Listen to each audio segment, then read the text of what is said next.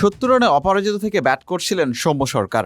জিততে হলে শেষ ওভারে প্রয়োজন 12 রান, হাতে আছে 2 উইকেট। বোলার মোহাম্মদ সাইফুদ্দিন। ম্যাচের আদলে বিসিবি একাডেমি মাঠের নেট অনুশীলনে সৌম্য এবং সাইফুদ্দিনের মাঝে একটি সুপার ওভার সিনারিওর আয়োজন করেছেন মোহাম্মদ আশরাফুল। সাইফের 6 বলে দরকার 12 রান। সৌম্য কি জিততে পেরেছেন?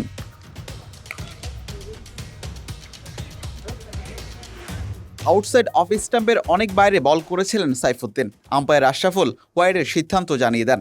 সমীকরণ গিয়ে দাঁড়ালো 6 বলে 11। পরের বলটি করার আগে সৌম্যকে বাউন্ডারি লাইন বুঝিয়ে দেন রংপুর রাইডার্সের সহকারী কোচ। ব্যাটের নিচের বলটি সজোরে ব্যাট চালিয়েছেন সৌম্য। ক্যাচের জন্য আবেদন সাইফের। অ্যাশ জানিয়ে দেন 2 রান হবে।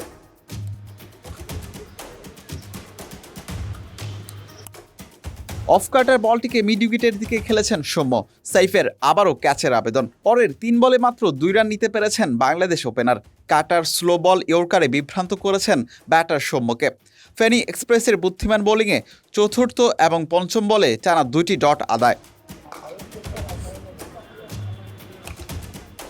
শেষ বলে প্রয়োজন 5 রান।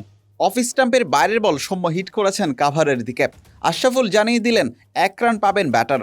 সাইফ জিতে গেলেন 3 রানে। সঙ্গে কোচ আশরাফুল জানান অভিনন্দন। ক্যামেরার দিকে সাইফ বললেন, আপনারাই বলেন এবার কে জিতেছে।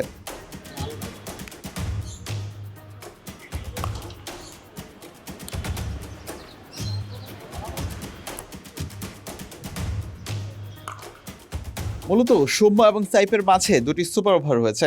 চ্যালেঞ্জ 2টি ছিল 6 বলে দরকার 12 রান। প্রথম চ্যালেঞ্জ টাই হয়েছে, কেউই জিততে পারেনি।